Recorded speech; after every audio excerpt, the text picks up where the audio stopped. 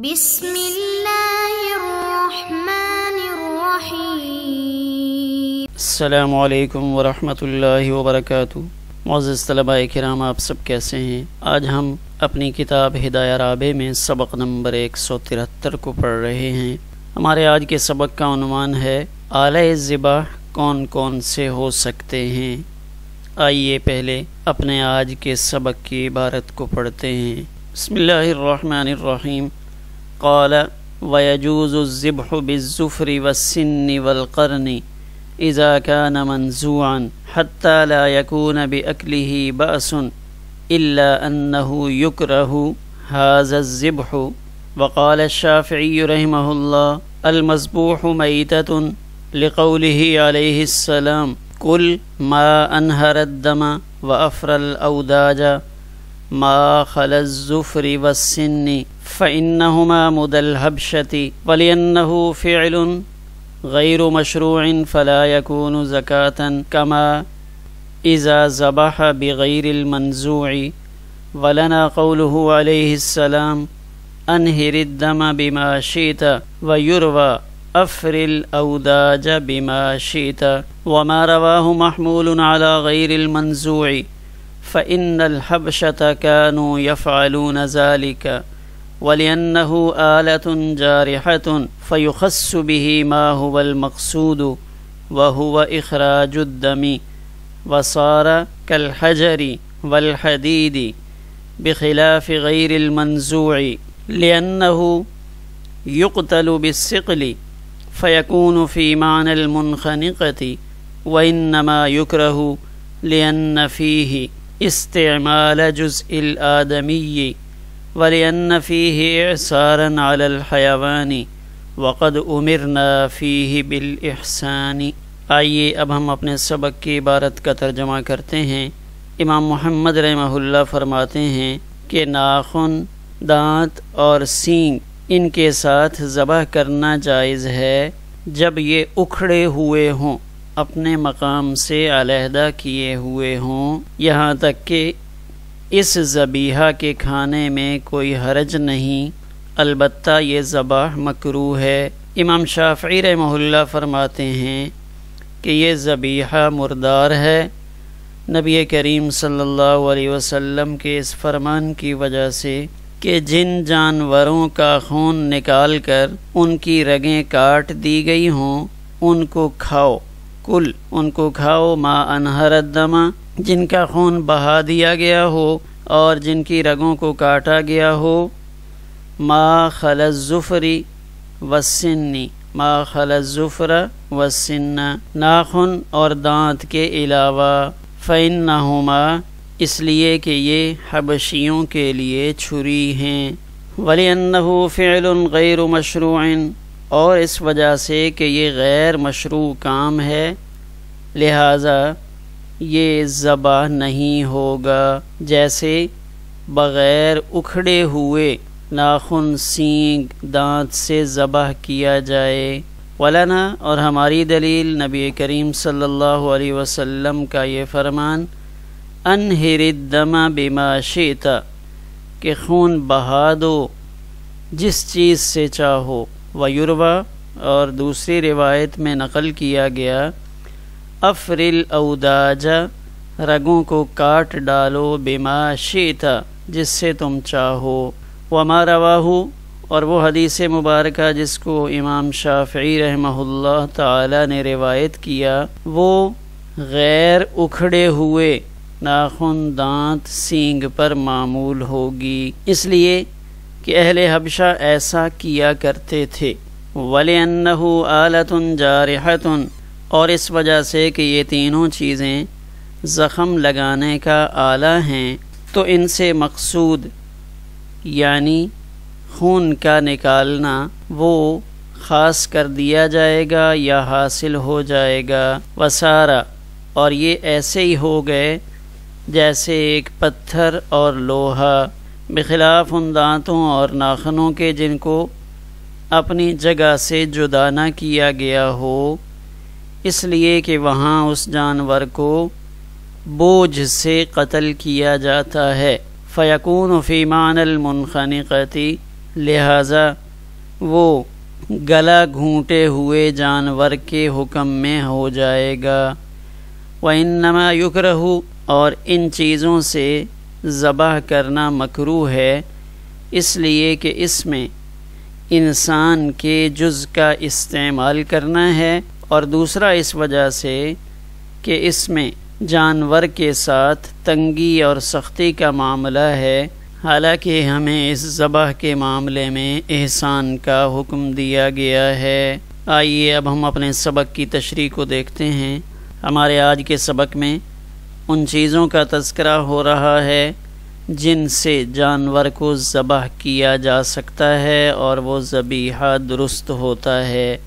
تو یہاں 3 چیزوں کا ذکر فرمایا۔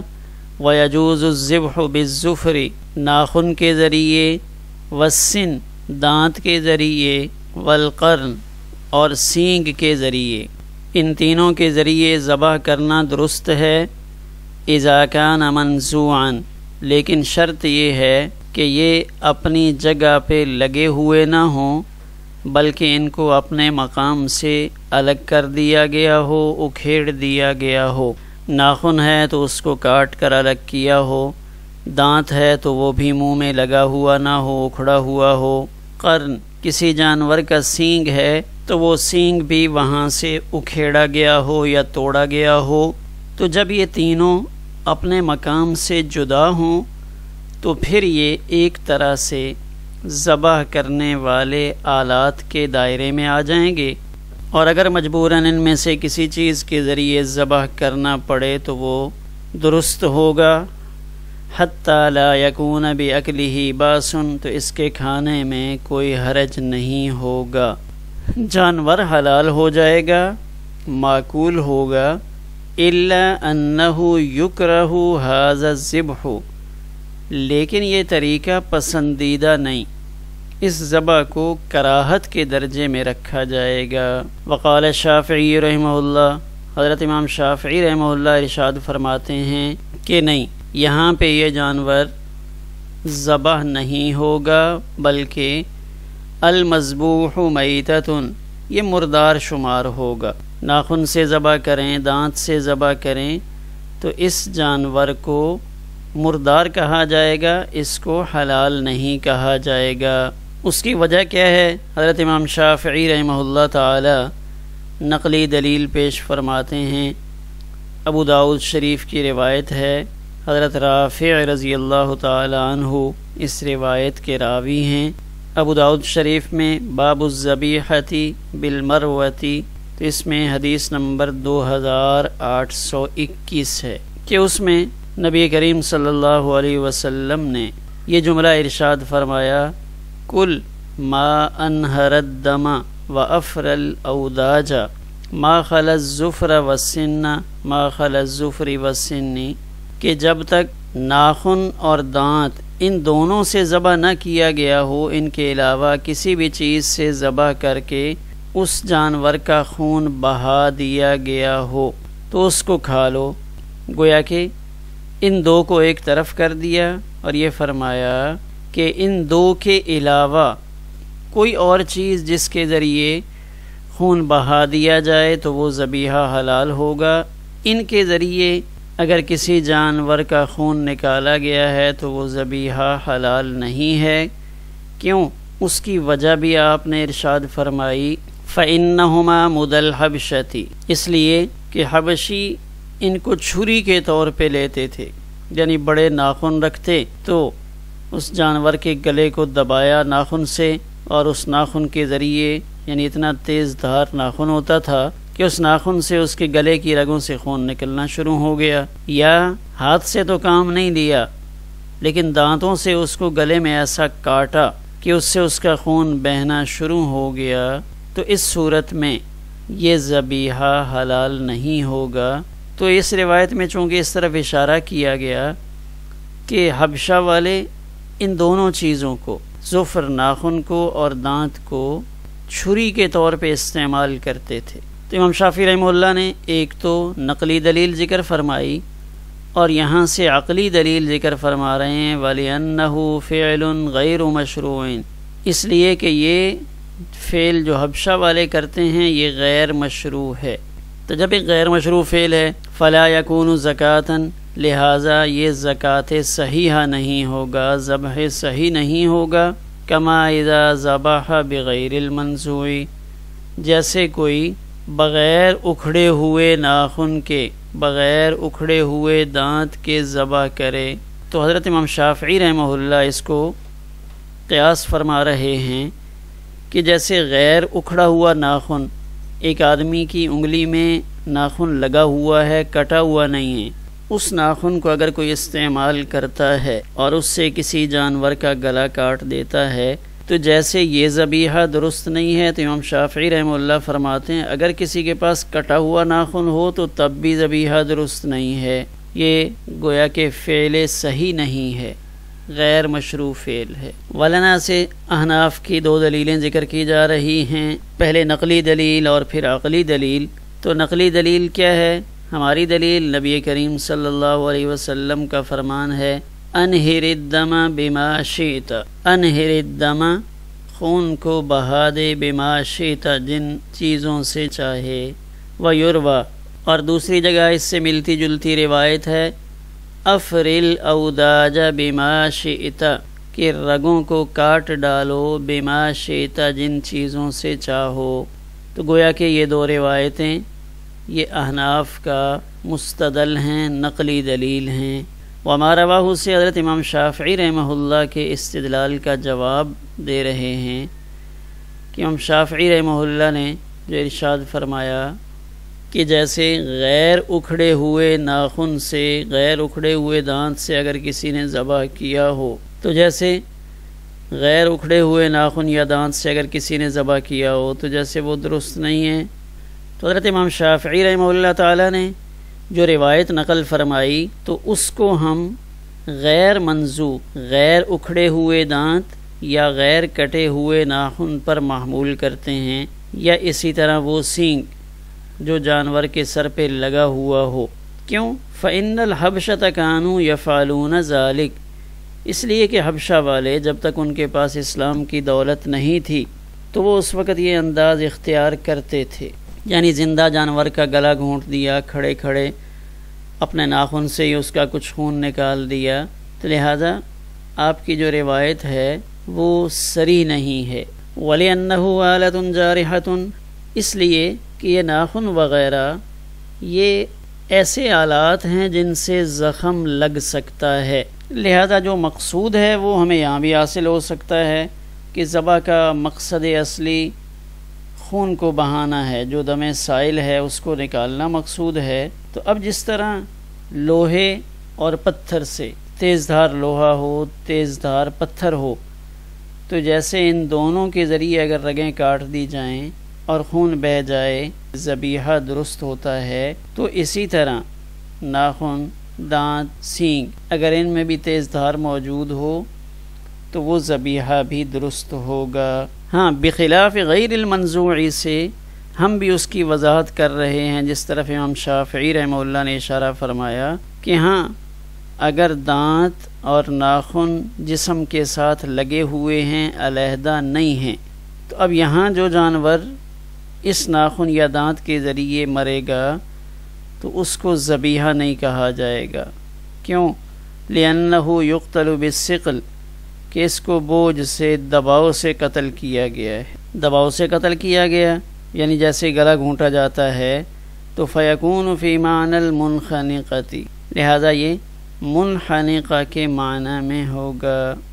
وَإِنَّمَا يُكْرَهُ سے صاحب ہدایہ ایک معتدلانہ رائے پیش فرما رہے ہیں کہ ٹھیک ہے کہ ہم نے ابھی اس بات کا تذکرہ کیا، تو کہتے ہیں اس طریقہ سے اگر کسی جانور کا خون نکالا گیا ہے، ذبح کیا گیا ہے اور خون اس کا صحیح مقام سے نکل آیا تو یہ معقول تو ہوگا، کھانے کی اجازت تو ہوگی، لیکن یہ مکروہ ہوگا۔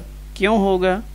لِأَنَّ فِيهِ استعمال جزء الآدمی، اس لیے کہ ناخن اور دانت ان دونوں کو استعمال کرنے میں اجزائے انسانی کا استعمال لازم آ رہا ہے، حالانکہ اللہ تعالیٰ نے انسان کو محترم بنایا ہے، انسان کا کوئی جز اور چیزوں کی طرح عام استعمال میں نہیں لایا جا سکتا۔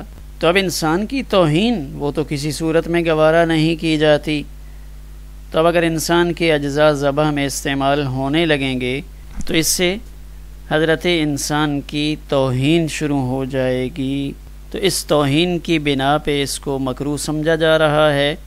اور اس کے ساتھ ایک اور وجہ بھی ہے، وَلِأَنَّ فِيهِ إِعْسَارًا عَلَى الْحَيَوَانِ، اور اس وجہ سے کہ اس میں حیوان پر تنگی کرنا ہے۔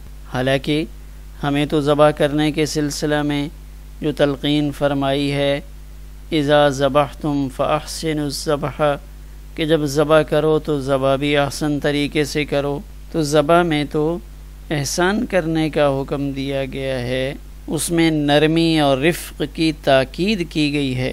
تو اگر یہ صورت استعمال کی جاتی ہے کہ ناخن سے ذبح کیا جائے، مثلا ہم ایک بکری کو کٹے ہوئے ناخن سے ذبح کرتے ہیں تو چھری تو ایک دفعہ پھیریں گے اور اس کا گلا کٹ جائے گا، لیکن ناخن کے ذریعے تو ہمیں بہت دیر اس ناخن کو گلے کے اوپر رگڑنا پڑے گا، اور بہت دیر کے بعد اس کی رگیں کٹنے کے امکانات ظاہر ہوں گے۔ تو جتنا اس کی ذبح میں دیر لگائیں گے تو اتنا اس پر سختی اور تعذیب ہوگی، حالانکہ ہمیں تو اس سے منع کیا گیا۔ تو یہ صورتیں ذبح کے حوالے سے مکروہ تو ہوں گی، لیکن ان صورتوں میں جس جانور کو ذبح کیا گیا ہے اس کا ذبیحہ بہرحال حلال ہوگا۔ آخر میں ایک نظر سبق کے خلاصے پر ڈالتے ہیں۔ ظفر سے مراد ناخن ہے، تو یہ ضا سے ظفر ہے، اور زا سے جو ظفر ہے وہ ائمہ احناف میں سے ایک بڑا نام جلیل القدر نام امام ظفر رحمہ اللہ کا ہے۔ تو یہاں ضا سے جو ظفر ہے یہ ناخن کے معنی میں ہے، ہم اس کو ظفر پڑھیں، ظفر نہ پڑھتے رہیں، اردو کے لحاظ سے تو یہ ظفر بنے گا۔ تو ظفر ناخن، سن دانت، سن دانت کے معنی میں استعمال ہوتا ہے، قرن سینگ کے معنی میں استعمال ہوتا ہے، اور لفظ مدن چھری کے معنی میں استعمال ہوتا ہے، یعنی مدہ چھری کو کہا جاتا ہے۔ حضرت امام شافعی رحمہ اللہ کا مسلک یہ ہے کہ اگر دانت سے، ناخن سے یا سینگ سے کسی جانور کو ذبح کیا گیا ہے تو وہ مردار ہوگا۔ انہوں نے اس میں فرق نہیں فرمایا، وہ کہتے ہیں جیسے انسانی ہاتھوں میں لگا ہوا ناخن، انسانی منہ میں لگا ہوا دانت، اس سے اگر کسی جانور کے گلے پر کچھ اثر ڈالا جائے تو جیسے لگا ہوا دانت، لگا ہوا ناخن، لگا ہوا سینگ، تو امام شافعی رحمہ اللہ اس کو مردار فرماتے ہیں، اور یہ فرماتے ہیں کہ جیسے لگا ہوا ناخن، لگا ہوا دانت، لگا ہوا سینگ، ان کے ذریعے ذبح درست نہیں ہے، ایسے ان کو اگر الگ بھی کر دیا گیا ہو، یہ اپنے مقام سے علیحدہ بھی ہوں، تب بھی ان کے ذریعے ذبیحہ درست نہیں ہے۔